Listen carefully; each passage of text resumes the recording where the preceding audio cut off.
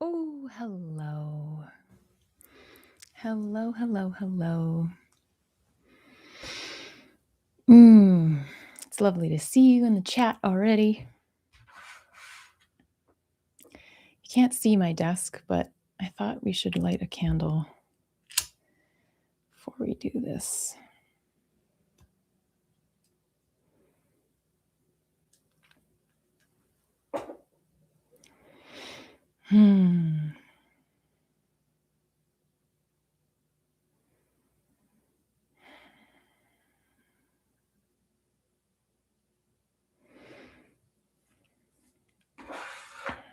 Okay. Just going to wait a moment while we get, hi, Terry. Let's pull a card. I didn't want to do that on the desk because I thought it would probably ricochet. Can you hear me okay? Is the sound coming through? Hi, Michelle. Hi, Chelsea. Yes, awesome. Perfect. Okay. I was wondering today if I could somehow get like music to be playing in the background. We're going to get to that. I have just seen that I can actually share my ephemeris, I think. So let's just hopefully you don't lose me here for a second. Allow. Oh, no, it's not going to work this time. Isn't that funny how everything was telling me that I wasn't going to be able to share my screen? So you're just going to have to stare at my face today. I hope that's okay as I talk about the eclipse. And the next time we do this, I will have this all set up because I don't want to quit Google Chrome and lose all of this. What rising signs have we gotten here? I know a couple of them.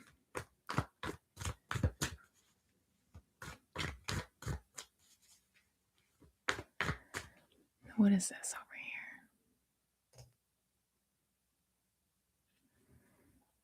here? Cancer. Thank you, Mystic Bear. Oh, it just flipped out of nowhere. Okay, we've got the devil coming out. Actually, that's so pertinent to something I have written down that I'm going to talk about here. Anything else that we want to? Michelle, don't judge me on my tarot pulls. There it is. Wow. We are leaving so many things behind with this. Holy smokes. So we have the devil, the 10 of wands, page of swords. Woo!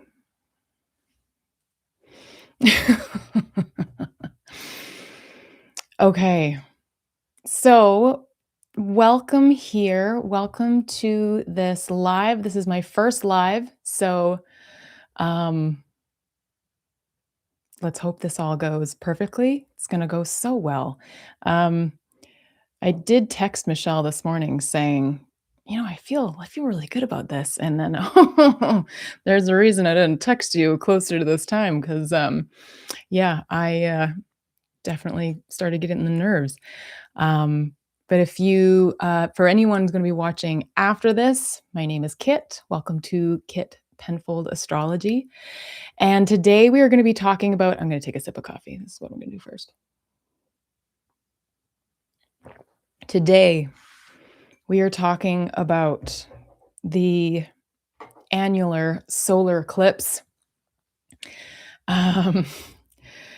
And this is happening very early tomorrow morning. So February 17th at 6 a.m. Central Time at 28 degrees, 49 minutes of Aquarius. So Now, I'm an Aquarius rising, so I am very interested, or was interested even 10 days ago when the eclipse season technically began, where we start feeling this feeling starting to roll in, wondering what on earth is this all going to bring? Um, it's not been quiet so far, that's for sure. I would love to know if you want to leave a comment around how that has been going for you so far. It's only February 16th right now, so we have this eclipse tomorrow, and then we have a Virgo eclipse coming up in March. But this eclipse is all about, like, you've probably seen a lot of rhetoric around brand new beginning and everything. And I feel like we see that every time that we talk about an eclipse or an eclipse season comes about. And it is true. Whenever the nodes are changing sign, it is a big moment. It is a huge um, uh, it's stepping from what it is that you've just had happening, fated new beginnings, fated endings, and stepping into the next point. But it's not just leaving what we learned behind us. It is, growing on top of that. And that's something I'm going to bring up a lot here with the fact that this eclipse is happening in Aquarius. We have this new moon in Aquarius at the late degrees, but the north node is actually still in Pisces. So, with that, I'm going to give you some little textbook bits around what eclipses are. I have it all written out here in my lovely, nerdy Aquarian way. So, an eclipse in general is when the sun, the earth, and the moon line up so that it casts a shadow on one or the other.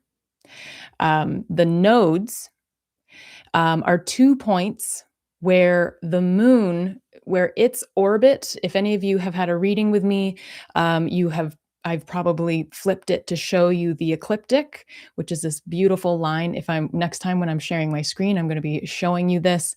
Oh yeah, Chelsea, I bet you are ready to be done with Virgo eclipses. Oh man.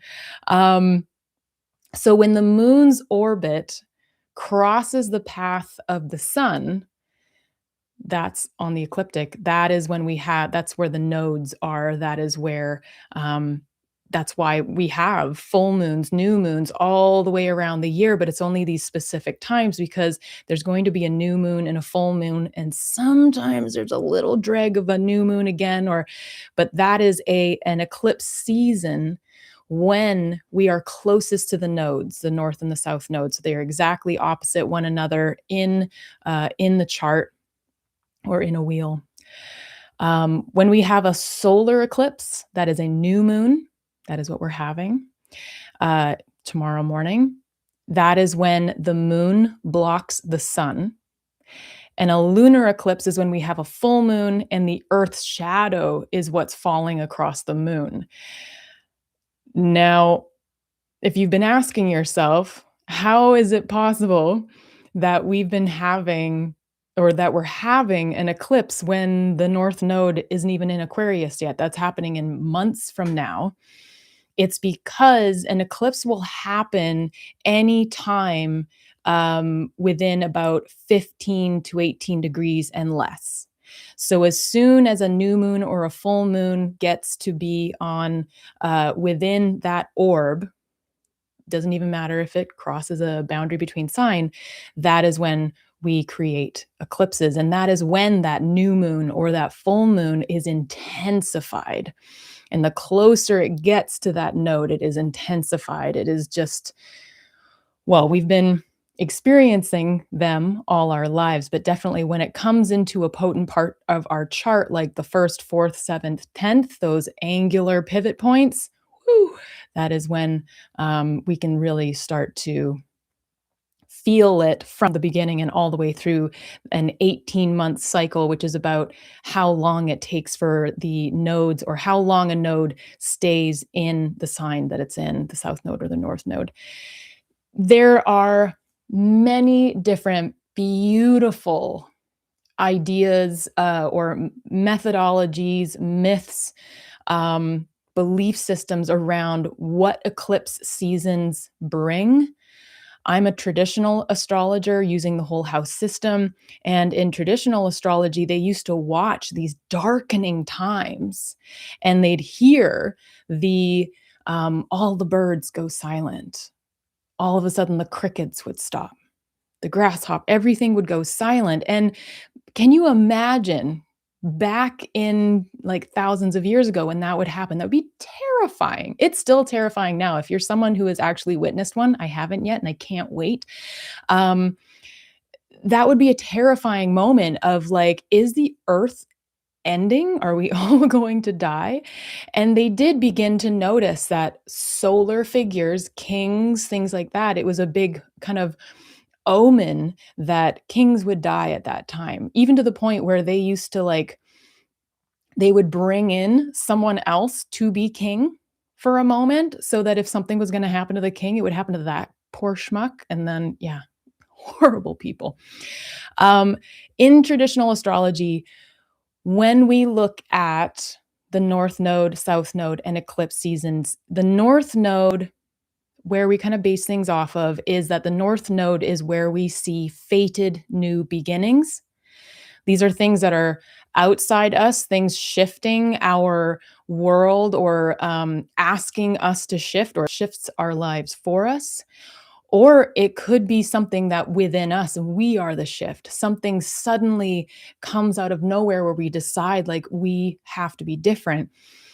And with this eclipse coming up, being in Aquarius and us about to move into the Aquarius North Node eclipses, I have a feeling that that's something we're going to notice a lot in the people around us. The South Node is fated endings. We will suddenly notice where things are taken away from us, shedding from us. We are asked to step away from whatever sign it's in. Like right now, it's Virgo. With the South Node being in Virgo, we've been asked to take the more shadow sides. Every sign has the light and the dark shadow side, the light side, the beautiful things that we are so lovely to embrace. The shadow sides of whatever sign it's in. So, like in Virgo, for example, that kind of perfectionism at all costs. Perhaps being of service, something that Virgos and anywhere that you have Virgo in a chart, it's Virgo is such a beautiful sign for being of service.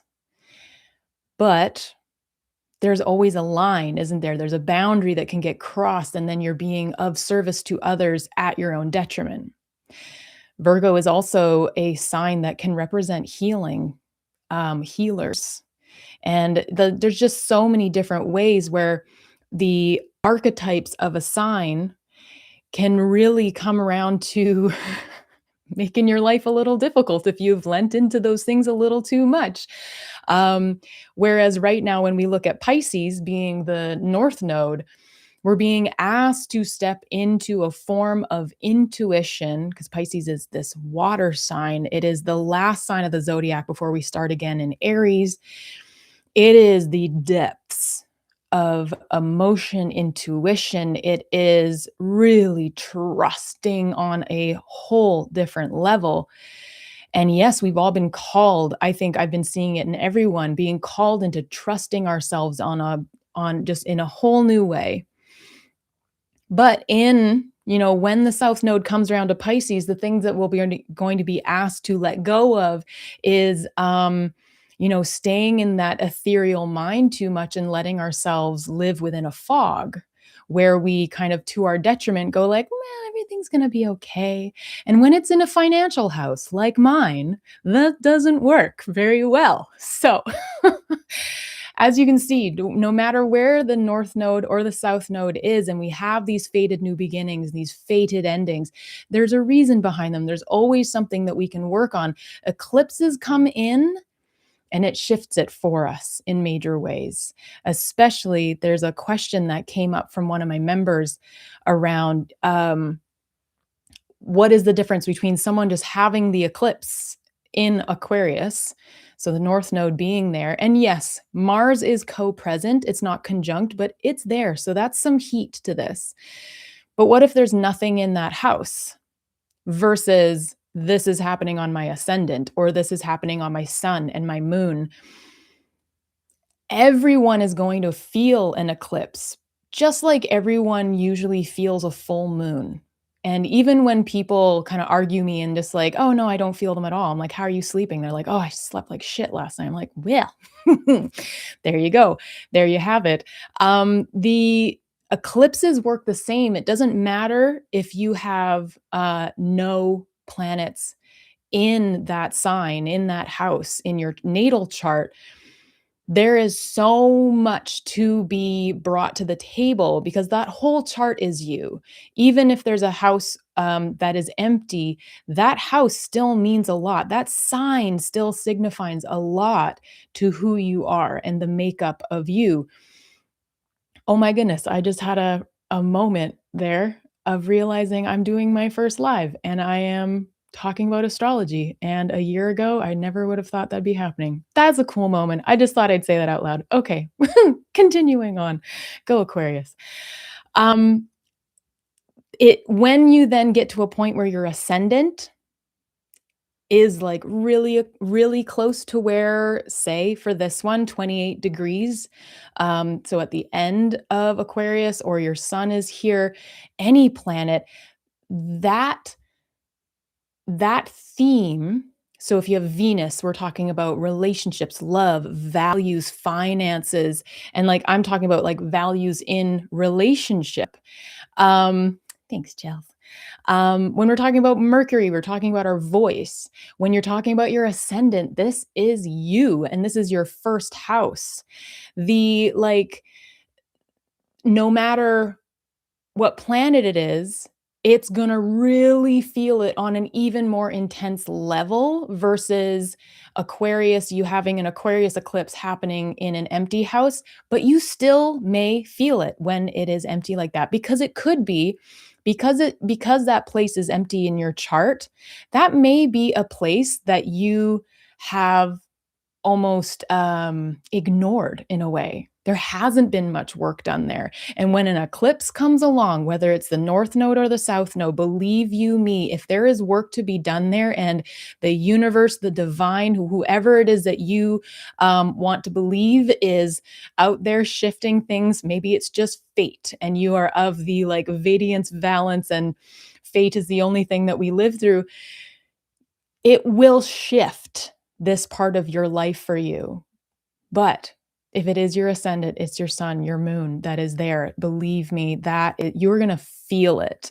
And I do think that really does continue with if you have co-presence. So when I say co-present, like your ascendant doesn't have to be at those degrees. If it is, that's going to be something.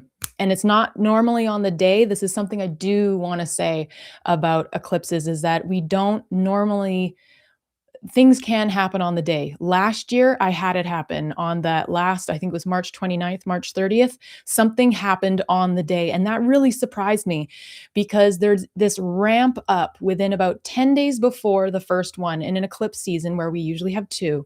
There's this ramp up within about 10 days before to the point of the eclipse. And then this little dip, but it doesn't go away. Little dip until the next one. And then you've got about 2 weeks, 10 days, 2 weeks, where you're going to be noticing things maybe settle down. That intensity will settle down.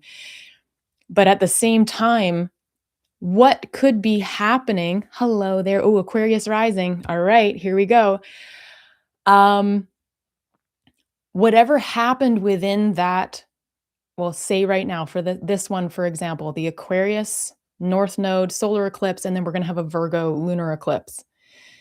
Within this window right now, something has probably up to this point, maybe in the last 10 days, something will be shifting and changing in such a way that even it has changed the trajectory of one's life until the next eclipse season in 6 months' time. So we're really never out of eclipse season. It's just when is the intensity peaking and when are we able to breathe a little bit. Though, as the moment that we start thinking like, oh, we're fine, the eclipses are done, I don't feel this anymore.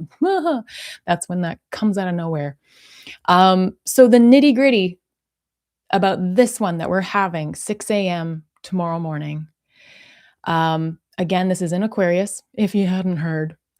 28 degrees, 49 minutes. This is a new moon. Normally, we'd be making our, we'd be manifesting things, we'd be doing our ritual on a new moon. And they do say to not do that too much, um, to be setting the intentions that one normally would, because a new moon is a new cycle, it's a new beginning. It's a really lovely moment. This one is going to be on steroids because it is the first one of the eclipse season. And also, actually, that's a point I forgot to write down.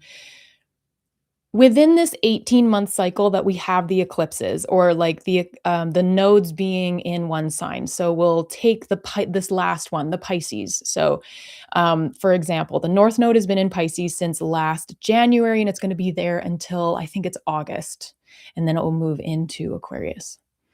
Within that time, we've had about 3 different seasons where there have been two eclipses each time, and it's going to be switching between the North Node, South Node, a new moon, a full moon. I've heard, and I have now experienced over and over again, I really believe in this, is that the first eclipse that we have when we start a whole new sign. So right now we're starting Aquarius and Leo axis instead of the Pisces Virgo. When we start a whole new sign and a whole new eclipse, this is when we get introduced to what this whole season is going to be about.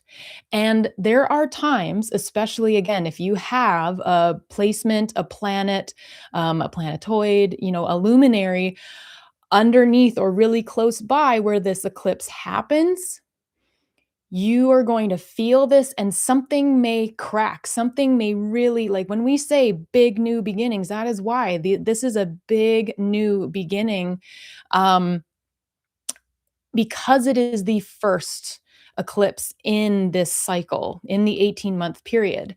So you go through this first one and it ignites things. It can start things. It can start the ball rolling. Sometimes they aren't very pretty because if we're not being aware as we lead up to them, perhaps when, say, for tomorrow's eclipse, the Aquarius one, the last one that we had in Aquarius was 2008 when the North Node was in Aquarius. So if we ignored what happened in 2008 and we're still living that way, when this one comes up, it's probably going to crack us in the side of the head going like, wake up.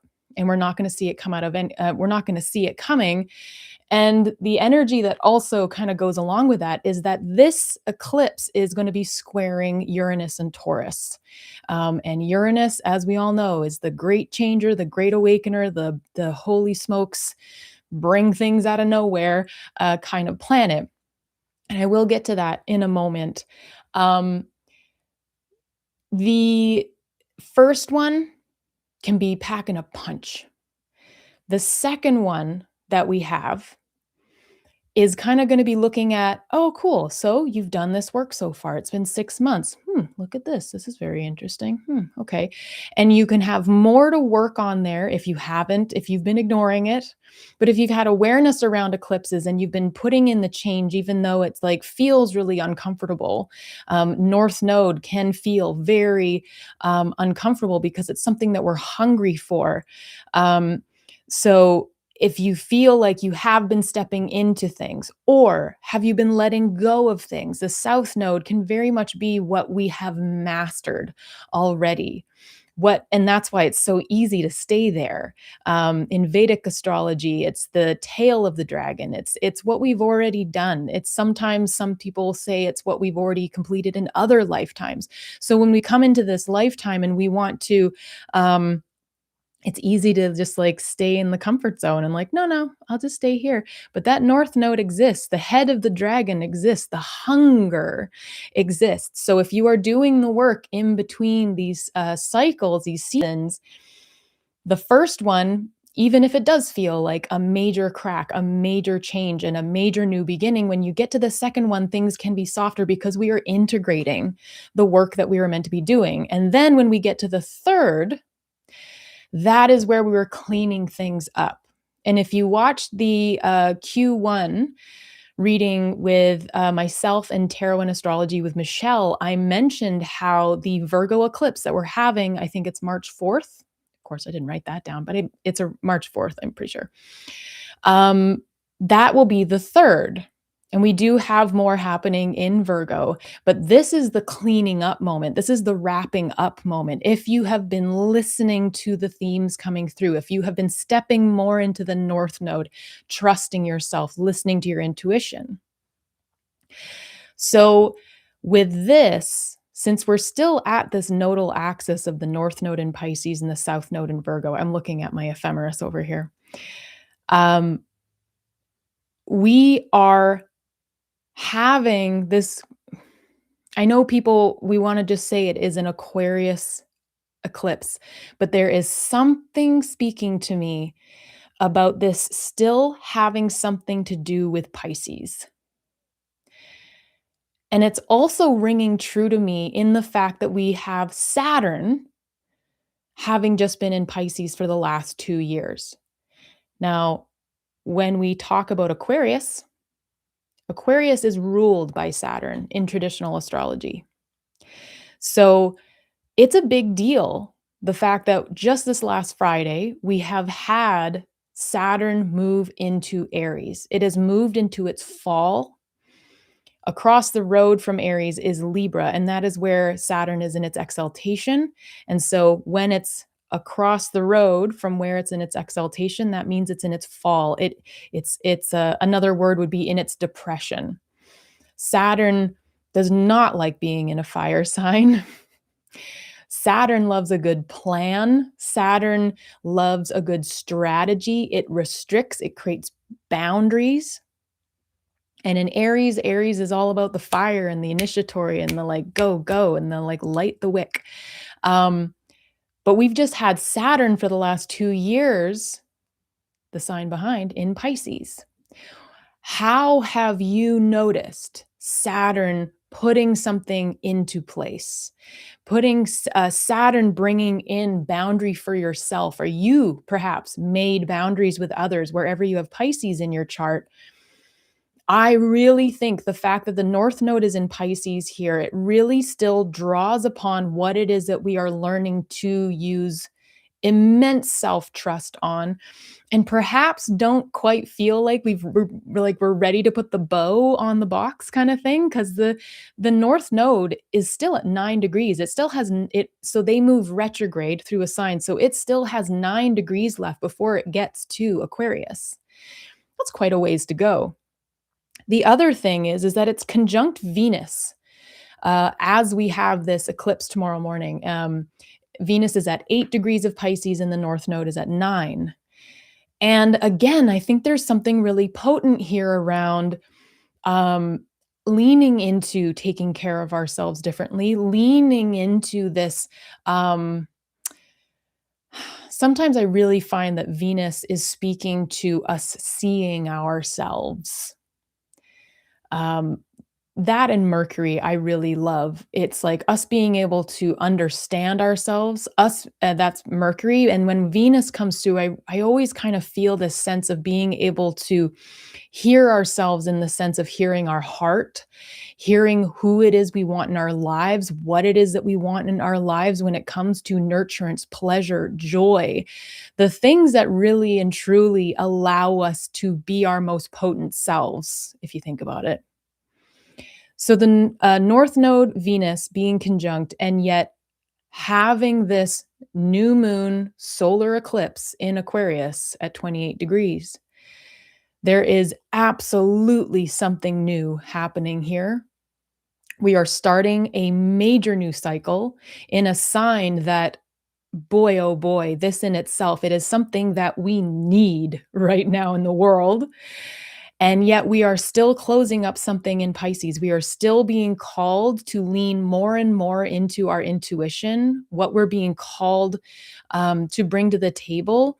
Actually, there's someone in this chat right now that I'm thinking about this, and the fact that Venus so represents creativity and the way that we express ourselves, the arts, that this is a piece of self-trust around stepping into our art forms, the pieces that may have been exiled over the years by society, by, who knows what people saying, oh, you got to go get a degree and a master's, and that's how you're going to be able to afford a house and boot, doot, doot, doot, doot. You have to do it like everyone else. And that life just purely doesn't exist anymore. We have to start leaning on our inner gifts that we have, no matter what part of life we're in, being called into this point of knowing our most Piscean selves, our most mystical selves, the self that is not afraid to dive to the depths of our soul and our spirituality, which makes me really happy that the North Node hasn't left Pisces yet and that we're having this kind of dual eclipse. I'm sure that someone along the way is going to start telling me that I'm totally crazy for thinking that there's some connection between this, but I really do feel that coming through. This eclipse, just so everyone knows, because I've just been talking about how an eclipse will happen if a new moon or full moon is within 15 degrees of the nodes. This one is 11. So it is a bit far away, but it's closer than the widest window. So it's going to be it's going to be field. Wow. Yeah. And I'm going to learn English at some point. So the next thing I want to talk about, the fact is that this eclipse is squaring Uranus in Taurus, which I have talked about so much on my channel. The eclipse is happening at 28 degrees, and Uranus now on its way out of Taurus. Uranus has been in Taurus for 7 years. It has been upheaving that part of our lives, bringing probably spiritual awakenings, physical awakenings, things out of the blue, or we are the thing that comes out of the blue, a whole new idea, new belief system, new way of living. And over just the last few months, we have been putting the last pieces in place before Uranus decides to leave and move into Gemini, where it's going to do some pretty awesome work, I think. Uranus and Gemini, two very intellectual, an intellectual sign and an intellectual planet coming together, very able to take on a lot of information. This square, for those of you who don't know what a square is, a square that is happening between the eclipse, the new moon, and Uranus. It's said to be of Mars. It is challenging. There is usually one event, planet, point that is challenging the other. And in this case, with the eclipse happening in Aquarius, it is the thing that is activating the this last remaining degrees of Uranus and Taurus. And if you watched my last YouTube video I put out where I was singing The Sound of Music, apologies to anyone who had to watch that. Oh dear. But I was talking about the fact that Mercury, Venus, and the sun, everyone's kind of leaving Aquarius and doing this square to Uranus. And they've all been kind of going, here's the voice. Here's talking. Here's the mercantile. Here's communication and how my brain can work, how how fast I can work in the world and how I can get things done. And I'm going to activate Uranus in these last few degrees because Uranus is needing it. It's like maybe it's running out of ideas in Taurus. And so it's going to need these like activations from different planets. Well, you wanted activations? We've got an eclipse for you to activate you. So the themes of this eclipse, this stepping into our unique, authentic selves. We're going to get to that now in a moment when we're talking about what is Aquarius.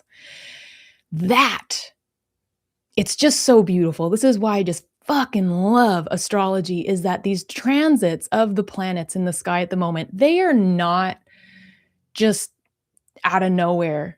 They come in line so perfectly. Mercury coming through asking about how we want to express ourselves. Venus coming through saying, how are we going to take care of ourselves through that? And who are we allowing to come along with us? All activating Uranus. The sun comes through. Okay, let's talk about our purpose and our vitality because now we've got those Mercury and Venus points figured out. Then Mars is going to come through. And that's just going to happen this coming week or so. Mars is going to square Uranus and be like, all right, what are you doing wherever you have Taurus? What are you doing to take action on how this is closing out?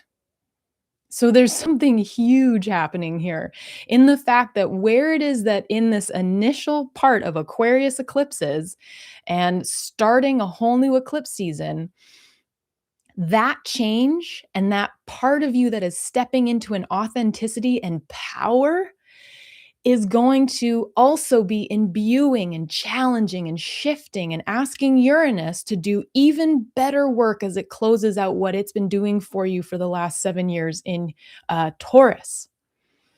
How gorgeous is that? And also, like, holy shit, but like it's gonna be go go. It's gonna be some big shifts. There's a lot of energy being communicated between these two things, but I just feel like Uranus is just being given all of the gifts as it closes this out. And the reason I'm so grateful for it is because where this is happening in my chart, I need it. I need that little bit of wisdom. I'm not done there yet. I'm so done with the like upending shifts that it has done. And we're good. But it would be just so wonderful at the same time to have any last bits of wisdom that could come through from these incredible planets in this brand new eclipse season. The last little thing I want to say before I move into what Aquarius is, and then we're going to be moving into the horoscopes. So just hang in there. If you're new to this chat here and new to watching, thank you so much for being here. I haven't said that once. Girl, Kit, what is she doing? Thank you so much for being here. You guys all kick ass for being my first live. Whoop, whoop. Grateful for you. This eclipse, like I said before, is ruled by Saturn. Saturn has just been in Pisces for the last 2 years and on Friday moved into Aries where it is now in its fall. It is about to have a conjunction with Neptune on the 20th. I don't want to take too long staying here, but basically this eclipse and whatever happens in Aquarius from now on, all of our eclipses that we have, they're going to be looking to wherever Saturn is. And that is also going to be lighting up where Saturn is in your natal chart. So there's a big theme here. Always, when you're looking at what's happening in the sky, look at where that planet or point luminary is in your chart because it will be lighting that part of your chart up as well. So Saturn is structure, boundaries. I'm going to be very general with this right now. I could go so deep on the themes of these planets and this sign, but just to make this quick, Saturn is the Lord of time. He wants to see you work hard and usually will restrict things for so many years that it feels like it'll never come about. But then eventually Saturn will deliver something that is so fruitful and firm of a foundation. That is Saturn's beautiful point. I have a soft spot for Saturn because I am an Aquarius rising, and so I'm ruled by Saturn. He has been a jerk face to me over the years, believe me, but it's a loving relationship now. Getting there. Neptune is a planet that none of us can really explain because it itself is this translucent, intangible planet that brings around mysticism. It can bring spirituality to the table.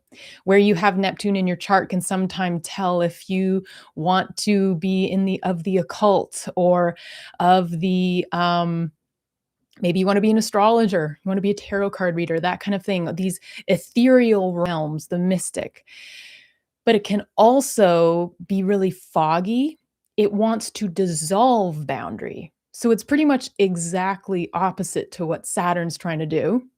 Neptune as well I mean, Neptune is pretty watery. I mean, when you have fog, that's what it is. But so can you imagine that Aries, this fire sign, who is about to have the sun come through and be in its exaltation, more fire, and then Mars is going to come through Aries, and that's it's in its Mars is at home in Aries.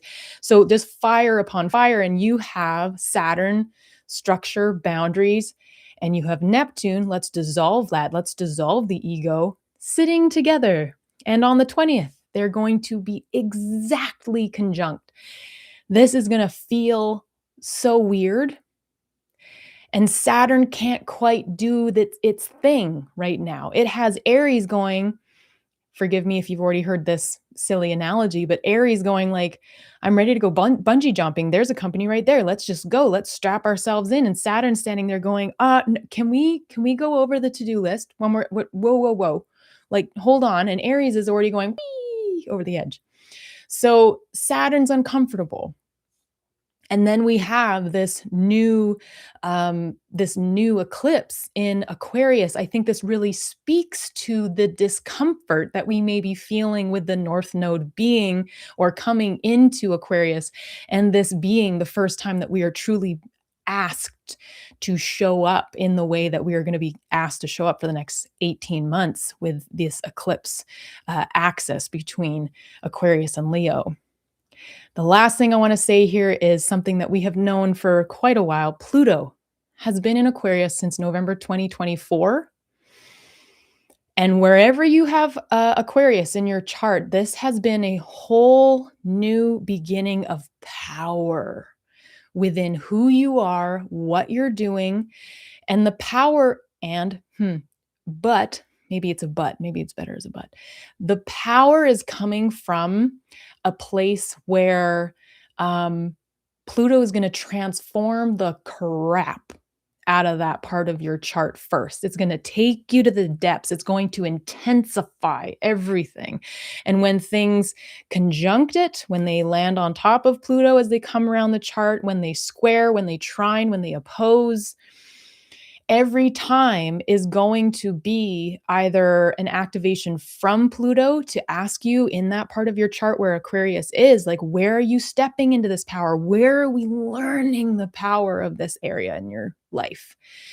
So the fact that Pluto is also in Aquarius as we come through this Aquarius eclipse season, or just the entire thing, and we're probably going to have a whole other North Node in Aquarius before Pluto is done, because he'll stay there for another 18 or so years, I think. This is transformation and power for sure. So before we get to this here, if you want to look back again, the last time we had an eclipse in Aquarius, I wrote this down somewhere. Where was that last one? Was February 6th, 2008. The North Node was at 28 degrees. So pretty much right where this eclipse is happening. The North Node was at 28 degrees and we had a new moon at 17 degrees of Aquarius. Now, I looked back at this date because I'm a journaling crazed person. And so much happened within this year, within this cycle. And I'm kind of wincing already thinking, oh my God, are we doing this? But yet again, and like on top of what else that I've learned since 2008. So for you, do you know what happened in 2008? And then lastly, if you happen to have a pen and paper, or you can come back and return to this video, I just wanted to mention when the future eclipses are, just a few of them. So, oh, look at that. It isn't March 4th, it's March 3rd. So March 3rd, we have a total lunar eclipse at 12 degrees, 51 minutes of Virgo. You were in law school, right? Ooh. Oh, I have commentary. I'll text you later. Ooh. Okay. So with this season, with tomorrow, us having the solar eclipse on the 17th, the next one in this season is March 3rd. and that's Virgo. So this is that closing out piece of South Node in Virgo. Um, the lunar eclipse will be at 12 degrees, but the node itself, I think, will probably be around 8 at that point, 9 or 8 degrees of Virgo. So if you have any planets or points there, this is happening for you probably. The next season that we have is August 12th of this year. We have a total solar eclipse at 20 degrees, 8 minutes of Leo. Ooh, 444. Thank you. And then after that, we have August 28th. So that's that bump there. So August 12th, August 28th. The 28th is a partial lunar eclipse at 4 degrees, 51 minutes of Pisces. So as you can see, this one we're having a new eclipse in Aquarius and then like an old, in quotation marks, eclipse in Virgo. And this next one, we're going to have an old, in quotation marks, eclipse in Pisces, but we're having a new one in Leo within that. So super interesting. But the next eclipse that we are going to see in Aquarius itself is actually next year, February 6th, 2027. We're going to have another annular solar eclipse at 17 degrees, 39 minutes Aquarius. And then we're going to keep moving on from there. Anyone wanting to know what an annular eclipse, what that means?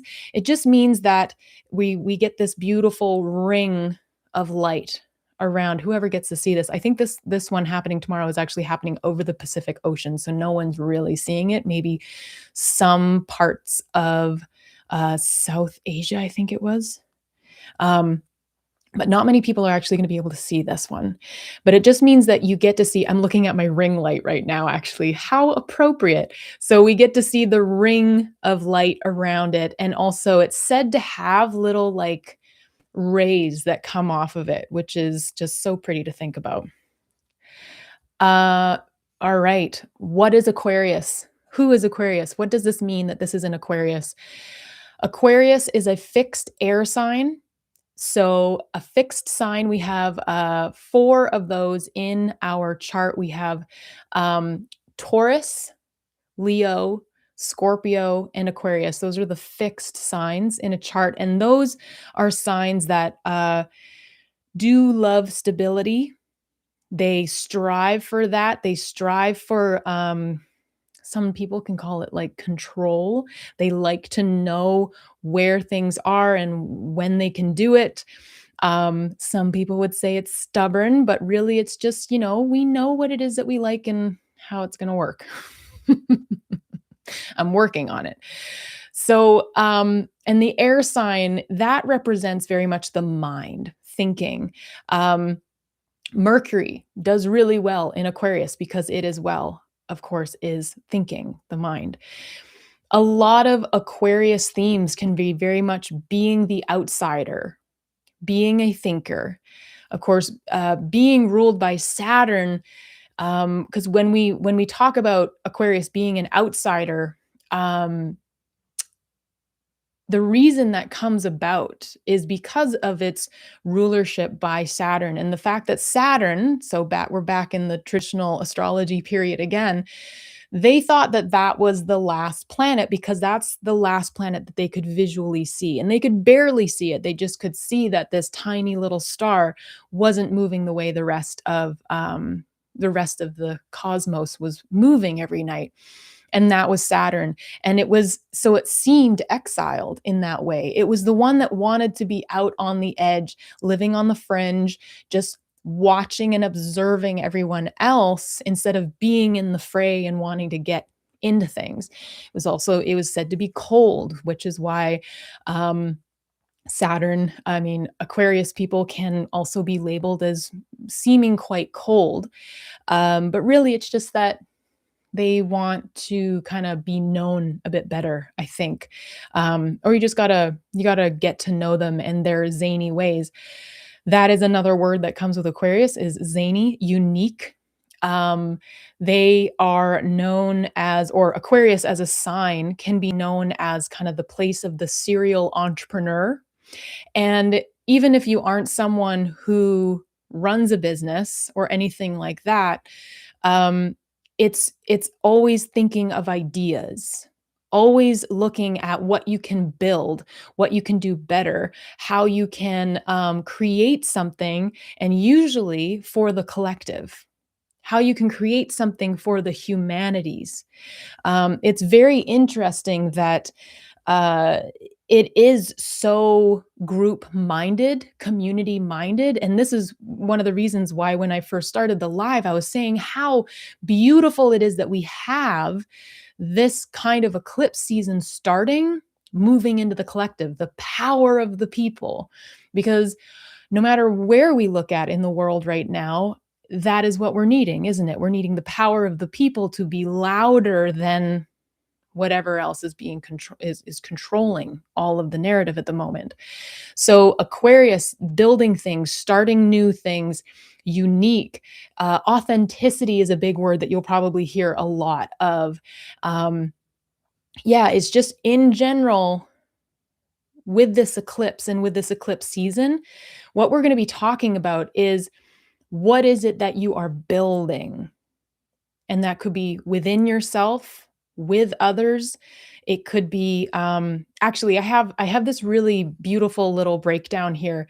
A Another astrologer that I absolutely revere. She is incredible, Kira Ryberg. She has an incredible YouTube channel where she talks about the decans a lot. So if you're wanting to dive into astrology that way, but she also has really incredible little handbooks on her website.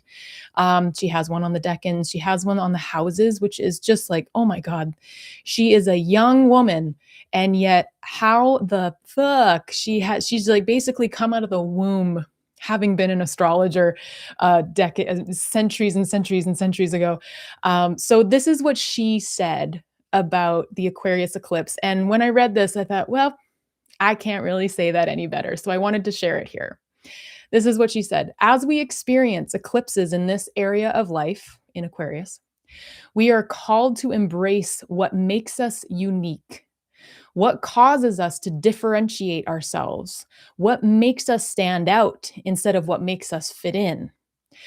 While this journey can be disorienting and challenging and bring up fears, doubts, and questions around self worth, it's also one that's worth taking. Not that we have much of a choice because it's eclipse season. That's what she said. Oh, I can't believe I just said that. I've been watching way too much of The Office. It's a journey that brings us closer to ourselves and the parts of ourselves we shy away from because they other us. So that's what Kira said. And I just like, ooh, I'm gonna just put this up on the wall for the next 18 months. The irony I found with all of this was that when I was writing notes as to what to say today, and just thinking through how it is that I want to speak to all of this for people, I was trying to think about my own experience being an Aquarius rising and having like literally my whole life been on the outskirts, being on the outside, whether it's in friendships or just the way that I do relationship or the way that I do life in general. I am a serial entrepreneur, believe you me. I love working with entrepreneurs. When I had my video company beforehand, I specialized in young businesses, usually female, women led, trying to work on, oh, don't be nervous. This is power, power, power. Um, this has been a major part of my life. And so I was thinking about how we're talking about the Aquarius eclipse being so powerful, being this time of stepping into authenticity, and how it can be so scary and yet be the thing that can actually help the collective in a major way, whether or not you're building like the next app that's going to help everyone around the world, that kind of thing. Like, don't feel like that's what this means. And so I had written this little blurb. This is not edited in any way, but I thought I would just keep it in here. This is how it's felt as an Aquarius rising for me. And let me know if you have Aquarius placements, or can, if you can resonate with this. I said, irony that I've been living my whole life where whenever I tried to fit in, and I would constantly be asked to fit in, like, why can't you just be normal? Why can't, like, God, that's so the thing that I hear the most in my life is, wow, that's really weird. Or, huh, yeah, no, leave it to you to come up with that one. Doesn't help that I have Uranus on my sun as well in Sagittarius. So we ramp that one up. Thank you, universe. Wherever I try to fit in and whenever, I actually do harm to the people around me. Whereas if I truly had always had the courage to be myself, I actually could have helped a lot more people, even if it was purely just giving them an opportunity to also be exactly who they were. And that has only really just been hitting me over the last couple months as I've been stepping into a part of myself that I never thought that I would get to know or have the courage to be. Um, and so as I move forward into the horoscopes here, this is this is the major piece that I want you to kind of come back to, is that if there's a place within wherever you have Aquarius in your chart, um, think about what the repercussions could be were you not being truly authentic to yourself. And if it takes that kind of pressure for you to be yourself, to think, if I'm myself, I actually could be giving everyone else the opportunity to also be themselves. Um, maybe that let that at least be kind of the major takeaway for anything happening in Aquarius, and again, wherever you have it in your chart. So, before I begin the horoscopes here, and I'm going to be starting with Aries. I know, so outside of the box to start with Aries. um, I just really want to say thank you so much. I know I've just done another Sagittarian quintessential moment here of talking for 57 minutes about this. So I really appreciate you being here. I really appreciate you listening.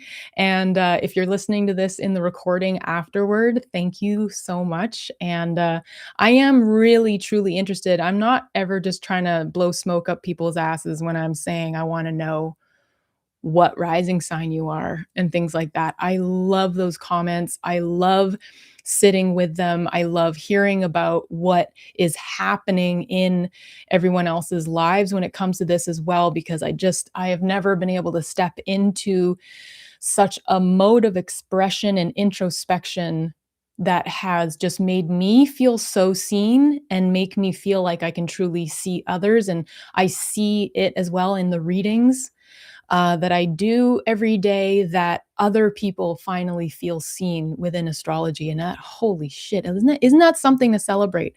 So thank you so much for being here. Thank you for watching. Because these are general horoscopes, like, it's really going to be just bringing into view, into awareness for you where this is happening and what that house represents. Um, and where as well Taurus and Uranus could be doing some big work as well. So again, thank you. If you don't already subscribe, please subscribe to my channel. Come join the membership, because when I do more lives, you're able to, I ask my members for any questions that they have. And also, if you want to dive into your chart, feel free to head over my website. It's just kitpenfold.com, and we can go over your natal chart and figure that out. Oh, thank you, Michelle. That's very wonderful of you. Thank you. Okay, I'm going to have a sip of coffee, wet my whistle. Can you also then see how perfect it is? The devil, the 10 of wands, and page of swords, that, like, you can choose to stay being who you have been up to this point. or you can step into what this Aquarius new cycle is asking you. You can let go of the burdens of conforming with society and not being that authentic version of your self, especially when we're talking about that North Node conjunct Venus and Uranus being part of this, like the Great Awakener. Heck yes. And then the Page of Swords. I think that that's a beautiful way to cap that off. Like big ideas, new ideas, stepping out there. This is kind of very Aquarian. Um, let's go. That's right. Okay. So let's start with Aries rising. I didn't take a sip of my coffee, did I? I spoke instead. Psh.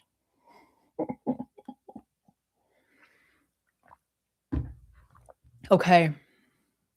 So I'm going to be looking over here. Apologies if you feel disconnected. Next time, I can't wait to have this showing next time, because truly, I know that's where we can all get the most out of this, is if you can also see my wheel here. So Aries risings. Let's start again. Aries risings. You can also listen to this for your sun and your moon, but just know that when we talk about the rising sign or the ascendant, that is how we then know what house this is happening in for you. But definitely, if you have a very prominent sun and you've noticed that when you listen to your sun sign, like sometimes when I listen to Sagittarius, it's like, oh, holy smokes, that is very, very bang on right now. And I do also find that it's a bit more, my sun sign shows me sometimes where a lot more kind of emotional, heartfelt stuff is very aligned. And then I'll listen to the Aquarius one, and that is where my more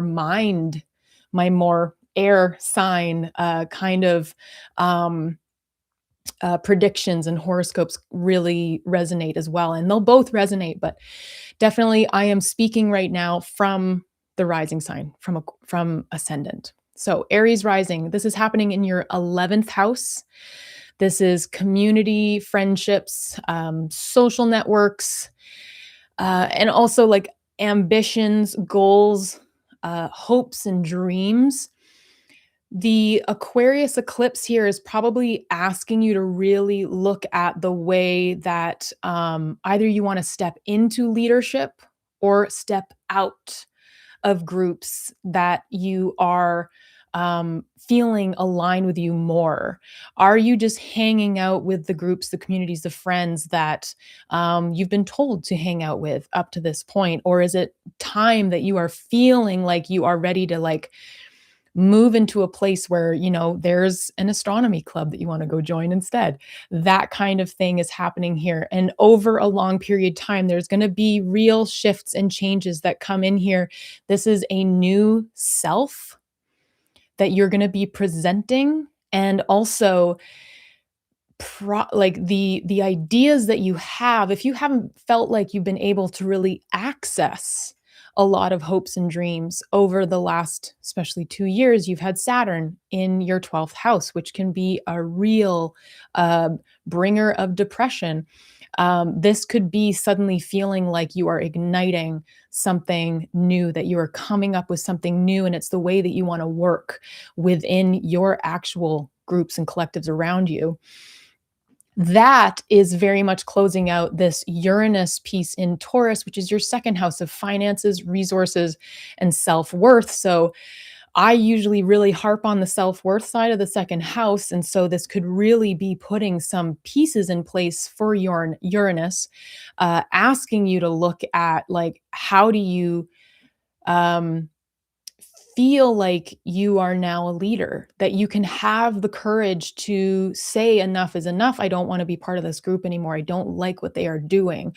Or enough is enough. I have the bravery to step out. And it could start or could support something that you have been putting in place over the last 7 years when it comes to your income, your resources, the material world, the possessions that you have around you.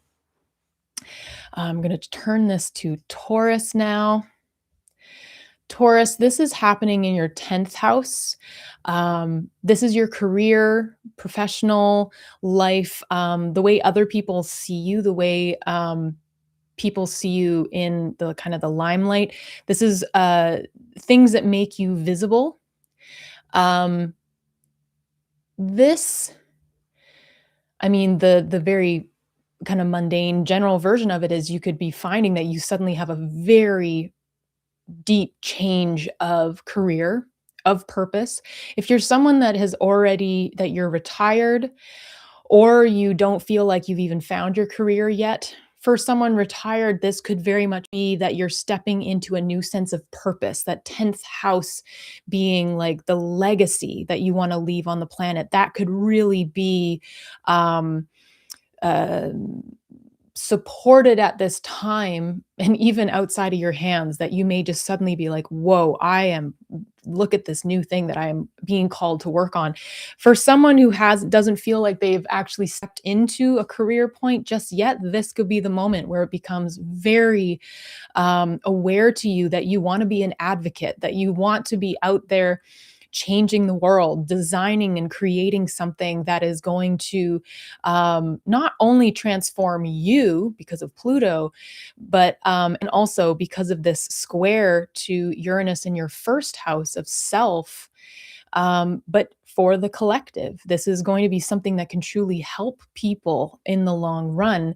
Um, this is really beautiful. And the one thing I would say with Saturn now being in your 12th is make sure that you're also putting in place all of the systems that you need to take care of yourself in the best way possible. Because this, again, Saturn in the 12th can really bring about some like overthinking and feeling like you're not enough, those kinds of things where it restricts, it creates boundary. So just be careful there and really take care of yourself because you are a potent part of society right now, and we need you, Taurus risings. You're creating something pretty incredible. Gemini risings, this is happening in your ninth house, which I find so exciting. Ninth house is your beliefs, your philosophy, finding a guru, like higher education. This can be publishing in major ways. So, like putting out a book or putting out like a larger piece of work. This, of course, could be a great change in your beliefs, in your philosophy. And it's all been coming off of this sense of having to lean into self trust in your 10th, in your that kind of higher purpose place.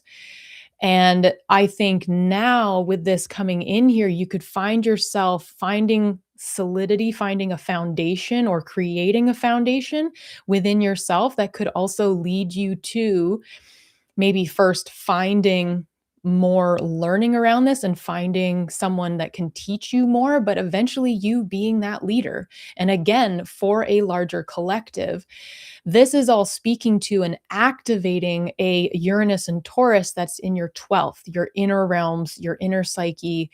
Um, that I think is a major thing when you have a square between the ninth and the 12th, because they do really work together a lot. It is our beliefs and our philosophies that can carry our inner realms, that can help us when we retreat. That 12th house really loves the retreat, the behind the scenes part. And so something over the last 7 years has been really shifting here. Maybe you found a counselor or someone that you can trust, that you can really start speaking to, or perhaps you have just suddenly become incredibly aware of your inner realms. And that is what then has instigated what will be changing in Aquarius for you over this eclipse season. This is really powerful. And Saturn is in your 11th of groups and communities. So perhaps those are the people that you're creating this for and becoming a leader, a thought leader for. So that's incredible, Gemini. Cancer risings. Let's move to you. Now, this one caught me out a little bit. I'm not gonna lie, because eighth house Aquarius. So eighth house is shared finances, shared resources, intimacy, karmic relationship, entanglements, debts and taxes. Traditional astrology used to just really love this like kind of death and transformation, and kind of talking about mortality. Here, I'm wondering if you are having some major conversations and shifts coming with like who has power when it comes to your shared assets. Perhaps you've decided that you are ready to like take some big leaps when it comes to new mortgages, new debts, new risk within the work that you want to do or put out there. Eighth house can be other people's money. So you going out and maybe finding an investor for something that you're wanting to work on for the larger collective. But there is a power that you can come into here in how you want to do this. You don't have to do this the way that everyone used to or that everyone has taught you over the years. This goes for anyone in like any part of your life.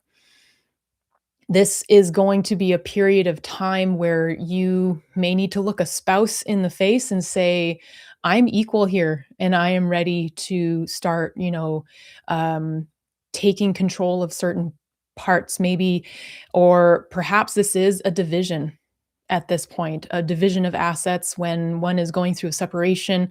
That's the last thing I would want for someone. But the power that can come in here is something that you are being asked to step into after a situation. And by all means, you can find this incredible power here.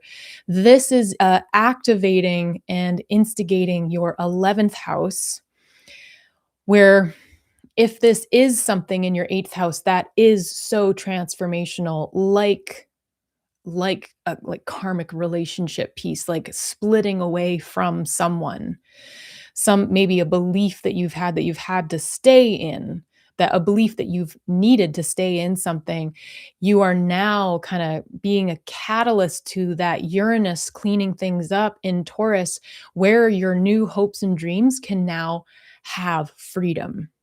Uranus is all about breaking free, the rebellion, the being able to express oneself in the way they want to.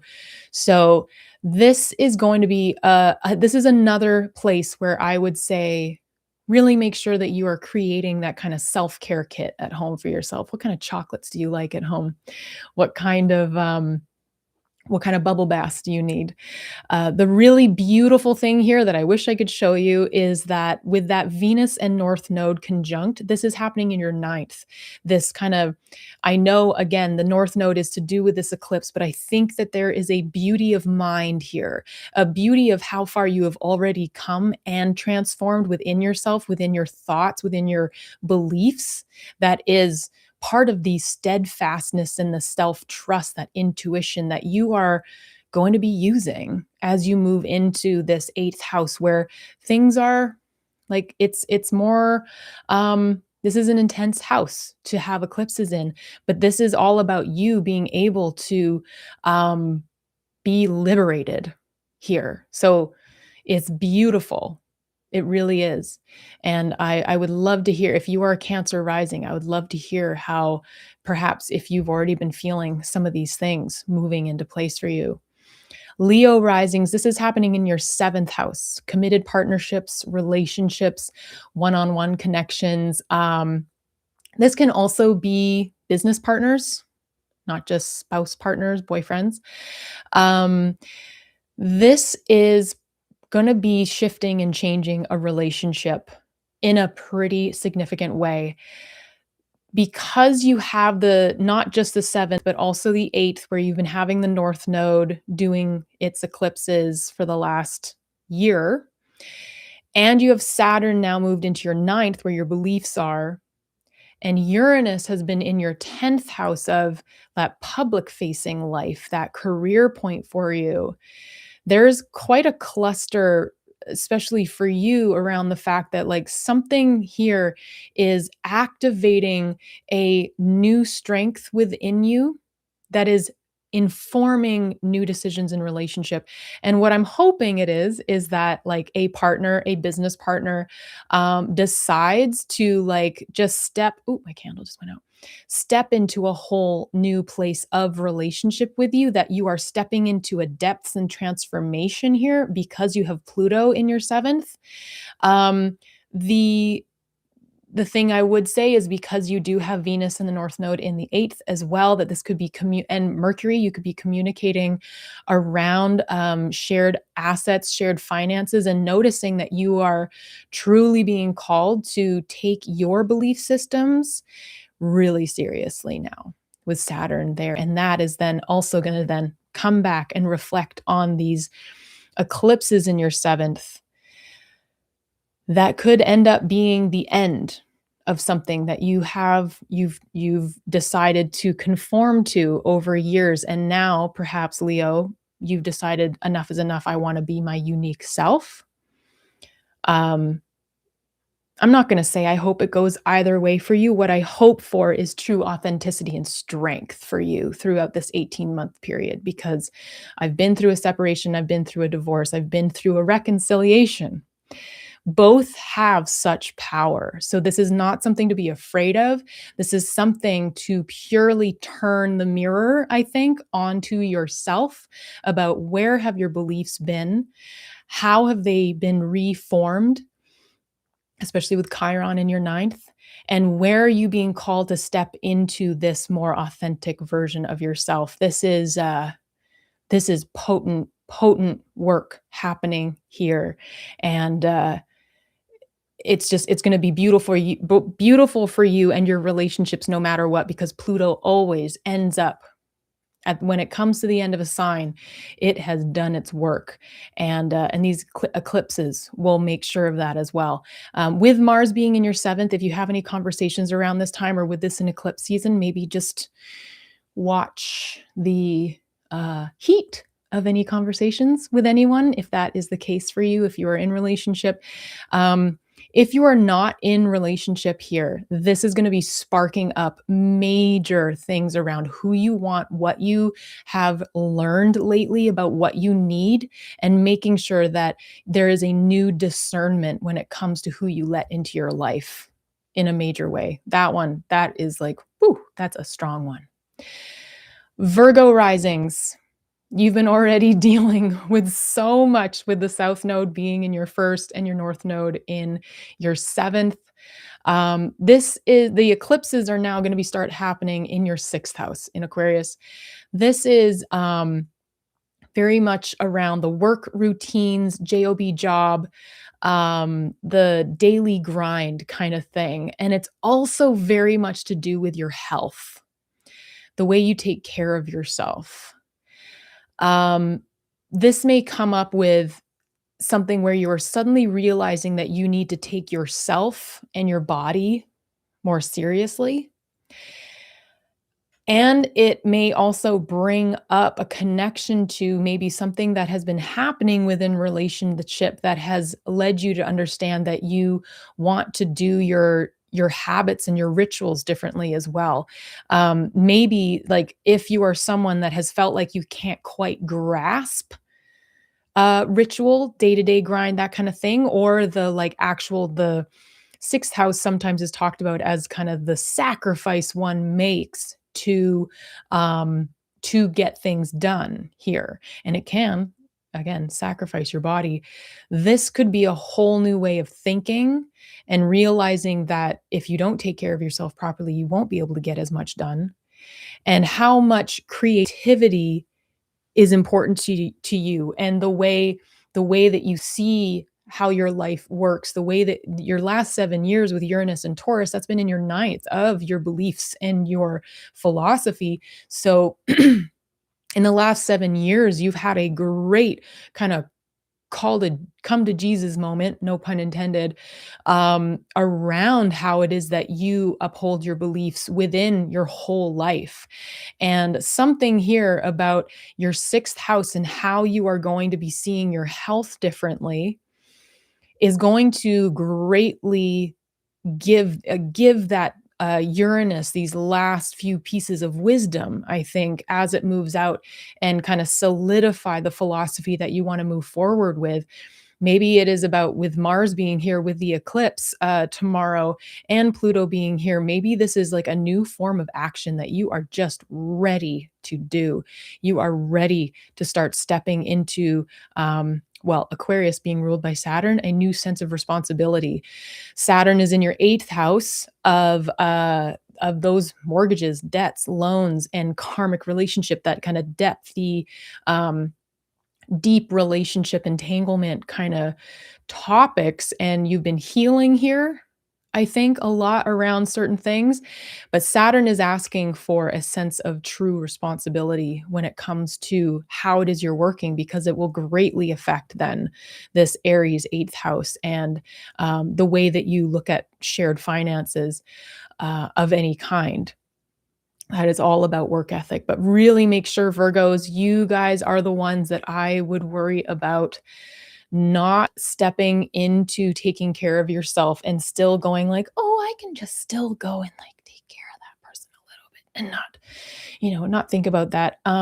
So you are also everyone's a care package person, but this some people get disappointed when I do sixth house horoscopes because they're like, "Oh, we're just talking about job and body." I'm like, "Dude, that is the thing that will curry you forward. That is the only thing that you got, is how we take care of ourselves, our mental state, our bodies, and then the work that we can do with that body should we take care of ourselves." So don't let this eclipse show you that you haven't been doing that. That sounded like a threat. Very sorry. I love you. I truly do. Libra risings. This is happening in your fifth house. I keep going to circle it and then realize you can't see it. This is creativity, joy, romance, and if this is applicable to you, this is can also be children, perhaps children you've had or you wanting to have children. Very much so, though, the fifth house is about how you experience joy. And this could be a really big moment around understanding that you are ready to step into your authentic expression. This is major for you, I think, because without the feeling that you can step into authentic expression, how can you truly create or find joy? Like, this is you transforming the place where perhaps you've been just kind of going with the flow, that beautiful Libra way of like harmony and balance at all costs.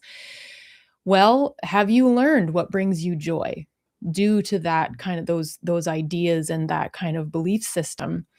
This is going to probably really light up the way that are in your relationships, perhaps the way you see them, perhaps the way that you are willing to bring a true sense of self, a truer sense of self to relationships, because that is where Saturn and Neptune are, bringing in this like dissolving of ego and this structure and boundary around who you are and how you want to be an action led person in your one on one relationships. With children here, this could be, if you're looking to get pregnant, this could be a moment of becoming pregnant within this time. Or if you're someone having fertility issues, this is something I would really want you to take care of your body in a major way. For those of you who don't know, I work a lot within the health world when it comes to endometriosis and activism. Um, Being an advocate for those dealing with endometriosis, adenomyosis, all forms of those kinds of the diseases in the medical system. So, in that, and in astrology, I see a lot of things happening in the fifth. So, if this is you that I'm speaking to right now, this could be a real moment of awakening, a moment where you have to step out and be that outlier, using your voice, really taking and changing the game when it comes to how people respect your joy, respect you needing to be able to find joy and have joy in the world. So There's a lot of different ways that this fifth house could go, but really and truly, it's calling you into your authenticity. And it's really going to speak to the way that Uranus is moving out into the sign of Gemini, where you're going to be using this potency for beliefs, your philosophy, and how you're closing out anything that has just been kind of turned on its head in Taurus, in your eighth house of shared finances and resources. It is time to come into kind of a a liberation of self here when it comes to your creativity, the way that you get to make things, maybe leisure time, hobbies. Ooh, there's so much that can go into fifth. I love the fifth house. Let's move to Scorpio ascendant. This is happening in your fourth house. Home, family, ancestry, family relationships. This can also be the fourth house is always at the bottom of our charts. And that very much represents the fourth house being a place of quiet, a place of retreat for you, being able to understand your inner home. Scorpio, with the Aquarius eclipse happening here, I would say it's probably going to bring up some major changes within your physical home that you live in. Transformation within perhaps relationships with some solar figures, so father figures, grandfathers. Um, this being this squaring Uranus and Taurus, which is your seventh house of partnerships and relationships, I would imagine that this would be calling you into more authenticity, your uniqueness, and the power that you have of being yourself. All the zany and beautiful things that you want to do within your home that you have now, and also your inner home, because that is what will cultivate your physical home around you. Um, that is only going to better your relationships, you showing up as yourself. And if it means that people around you, people within your orbit can't keep up, that is not your problem. Um, you have to lean into who you are.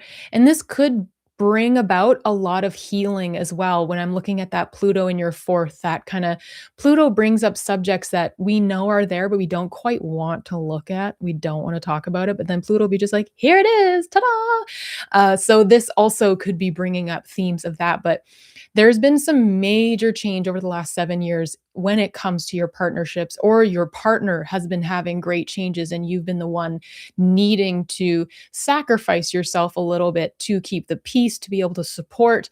And now you are being called to take care of your body better, your health better, with Saturn coming into Aries in your sixth house. You are being called to then at home and within yourself, understanding a core part of yourself.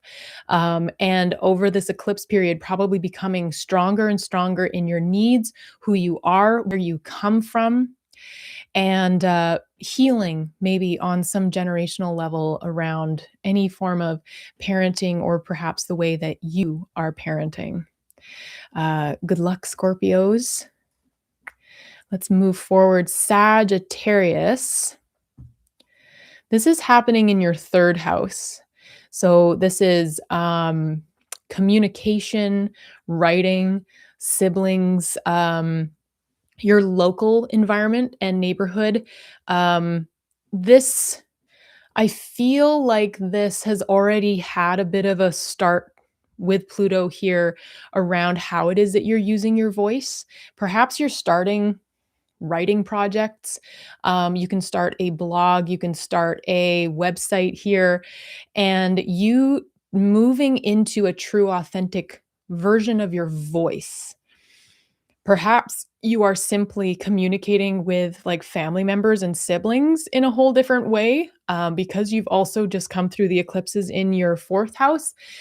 But this would be stepping kind of on the back of what it is that you've been doing the last 18 months, and moving now and using that strength and courage that you have been shown, this self-trust that you've been shown in your fourth. And now, how can you use that to create something incredible? move into a power and transformation of communication, what it is you're learning, perhaps, and any kind of mental habits that you have, you can now really step into or just like kind of watch the shifts and changes happening around you. This is a great time for you to open up a journal if you want to do that. Because, yeah, you're going to get a lot from writing or expressing yourself. Um, this also could have to do with something that you do for a creative hobby or something that brings you pleasure, joy. Because of Saturn coming into Aries, this could start bringing a stability to something that otherwise just felt like you weren't allowed to step into. But now Neptune and Saturn here bringing forth the energy from Pisces, they're also going to be talking about like, hey, like, how can you trust this? And also, how have you been taking care of yourself differently and maybe structuring your time in a way that gives you more time to be creative, gives you more time to be joyful? This could be a great shift suddenly in understanding that you need to take the time, and or that you have the permission to take the time to do what it is that you want, when it comes to how you create and how you are. Yeah, writing seems to be a big one here, really, or creating in a very Aquarian way. So again, like we were talking about before, like of the humanities, something for the collective. Um, and it speaks a lot to how it is that you're healing and cleaning up this sixth house, your body, your day-to-day routines, with Uranus closing out and about to move into your relationships. Step into, um, if you're noticing a change of mind, how you are perceiving the world, how you are perceiving your nearby collective, your nearby community, really step into that, because this is your power at this time for sure. Capricorn risings, this is happening in your second house. This is, again, finances, resources. This is your self-worth as well. And you have been having the eclipses happening in your third for the last 18 months, where, well, and they will continue. We aren't really done those 18 months yet. This is very much, I think, speaking to how it is suddenly this shift and change to what it is that you are creating for your collective. And this is big or small, whether you are a business owner or someone who, just enjoys creating things at home with yourself, or your own material possessions around you. But this is creating something, I think, and stepping into building something within yourself, and probably tangibly, physically, that you are able to create such an immense sense of self from.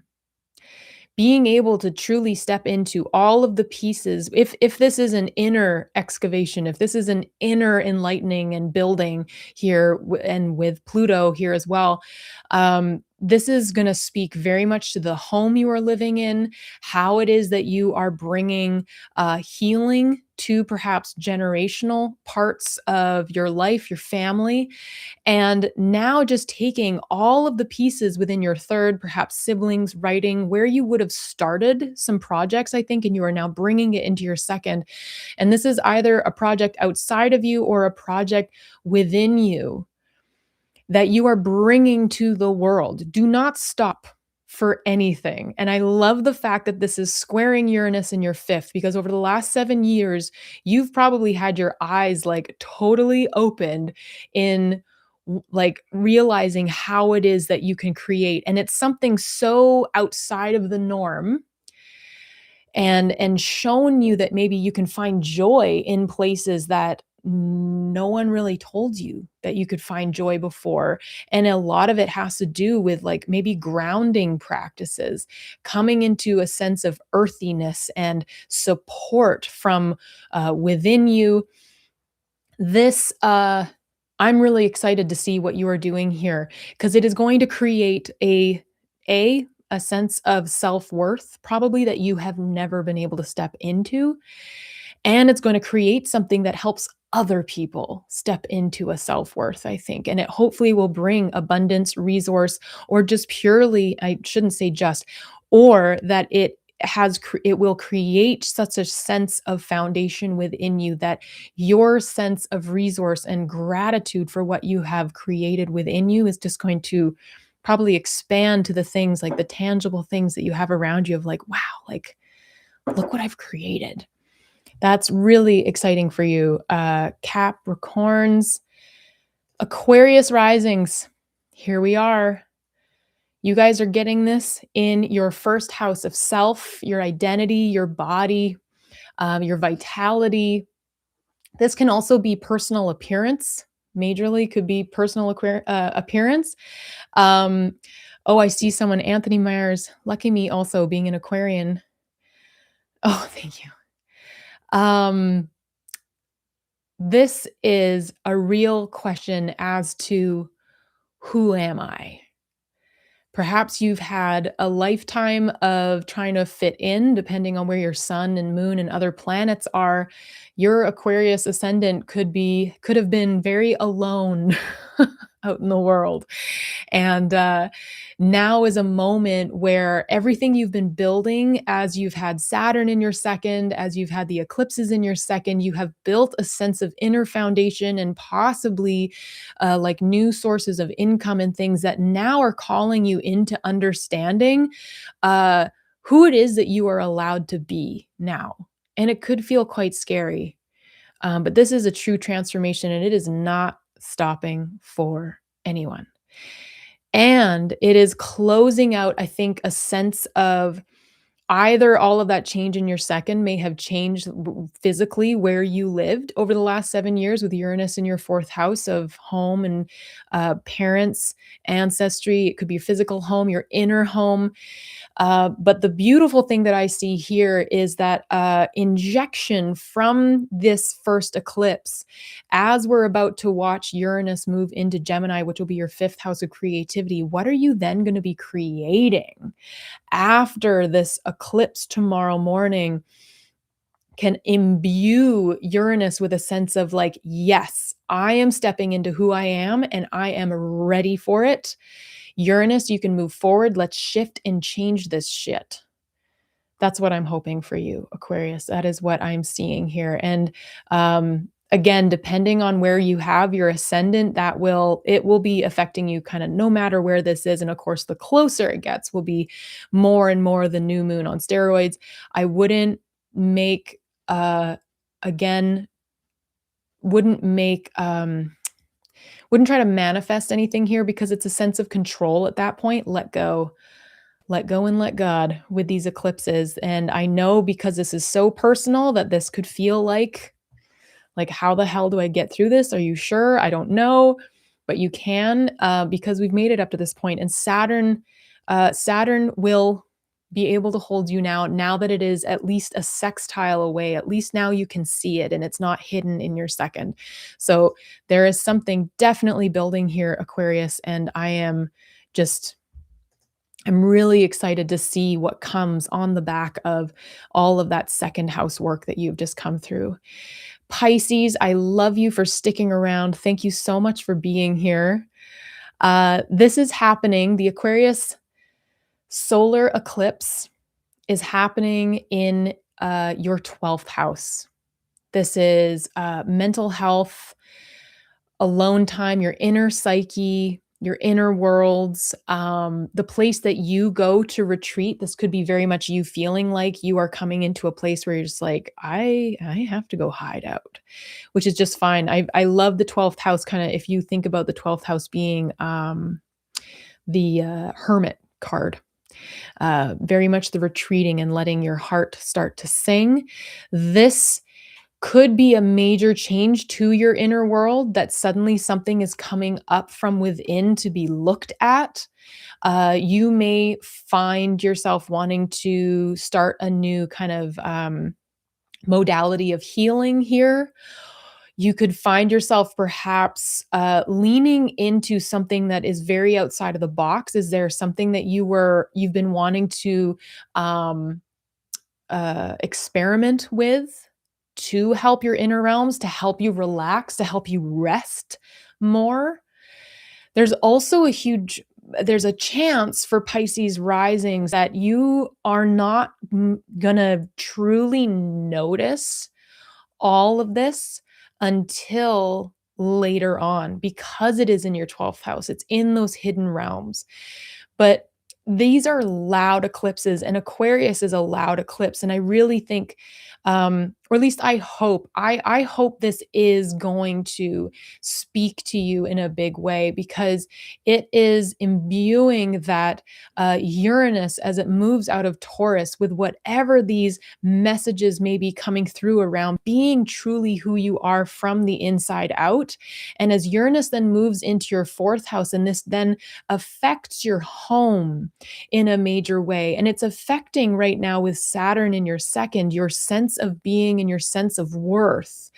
I think this could be just a really incredible relationship between 12th, 2nd, 4th, inner home, inner mind, working on the strength that you want for yourself within your hidden realms. And really finding with Mars there for this first eclipse, a drive to investigate what it is that you've been feeling and allowing people to see it, allowing people to understand who you are in a deeper and deeper way. And it could even then cause you, with Saturn being in the 2nd, maybe this forms a new way of creating a new form of income or leaning into spirituality even more with the fact that Neptune has been bringing forward everything it's learned in Pisces into Aries here. Be yourself, Pisces. Be yourself. I know that it can be really easy to kind of dive to the depths on things and not come out. But I think with this one, those depths need not stay hidden. Let that Aquarian, gorgeous inner world come out and be seen by everyone.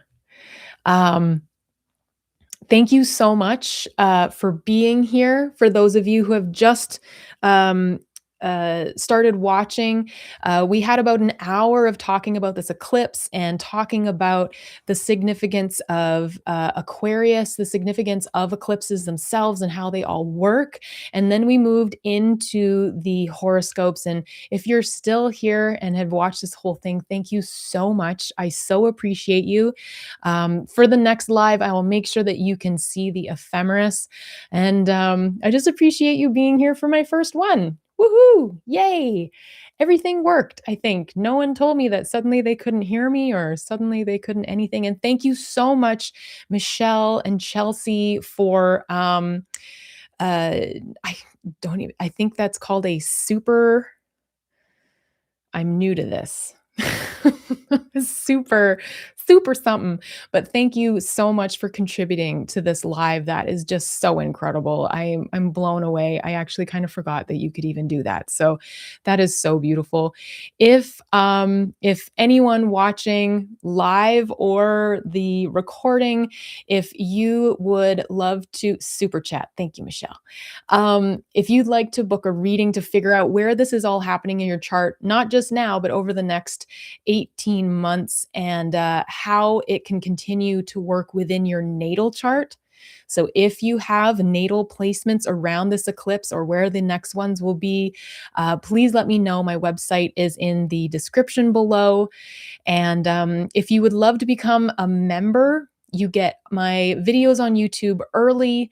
There is a little discount perk for a reading once a year that you can get from being a member. And also the next time that I do lives, I'll be putting out polls and calls for questions on the topics that I'm going to be talking about, and members can put up their hand and ask questions. And if you are a member right now and you're watching this right now, thank you for already subscribing in that way. Oh, thank you, Chelsea. This has just been such a joy. I feel bad that I kicked the dogs out of the house for this, so that's why there's been no cuties around, but I was really worried that they were just suddenly going to go bark at everything, and this is not a moment where I can just walk away from the camera and go find some dogs. So, yes, I will have dogs here next time, and Peach will probably be asleep back there, as she usually is. Um, yeah, and does anyone have any questions who's left in the chat? I have probably exhausted most things, but maybe I haven't. And we're at an hour 43. Wow. I'm just gonna stop thinking I can do anything too quickly. That's like, I thought this might be 45 minutes. But I'm gonna leave this chat up for just another minute here or so while I close this out, and I'm just gonna come up here as well. Um, nope, that's done. Good. No, we have come through everything, man. After I'm finished this, I will be putting the chapters into the description so that they show up. So if you do want to come back and listen to these, your horoscopes again, you'll be able to do that, and it'll be much easier. Just be able to find it in the chapters there. And there will be more videos coming out as of, what's the date today? Monday. So members, you will be getting the weekend forecast on Wednesday night Central Time, and then that will come out for everyone else on Friday morning, and we'll be talking about Saturn conjunct Neptune in Aries. There's so much astrology coming up. Also, as well, the Michelle and I are just in the midst of recording the Q2 forecasts that are going to be coming out at the end of March. So stay tuned for that. Go make sure that you subscribe to Tarot and Astrology with Michelle and myself if you want to catch those. They are weird. These are massive. These ones are massive. Also, there are new things coming down the pipeline over here, building out a lot of products and offerings for you around transit journaling. I have decided to dive straight in on all of this, and I am going to be putting out some instructional stuff, so helping everyone be able to journal the way they want to every day or every week, however they want to, and hopefully some other products that will just help you, or like downloads and things that'll be able to help you with journaling. And then we'll also be one on. Oh, thank you. Oh, thank you for becoming a member. Thank you. The other thing that we're going to be doing is we're going to be getting together. Chelsea, if you're still here, you'll be excited to know Astro Journal Club. It is coming back alive. It is coming back, baby. And it's coming back bigger than ever. I have a feeling this is what Uranus was all around. When Uranus was in Gemini, that is when Astro Journal Club was created. And then I kind of backed off of it. And now Uranus is going back into Gemini. And that is the thing I am noticing is coming back to just lean into in a way that I never thought I'd be able to actually talk about journaling for a living. And my God, am I not just the luckiest person on the planet? So thank you all so much for being here. I just want to like blow. If there's no emoji thing, can I give you guys emojis? That was one heart I was able to give you from my thing. Anyway, thank you very much for being here. I hope you enjoyed this, and have a really beautiful time with this eclipse. Lean into it. I am here if you need anything. Au revoir. I will talk to you all soon.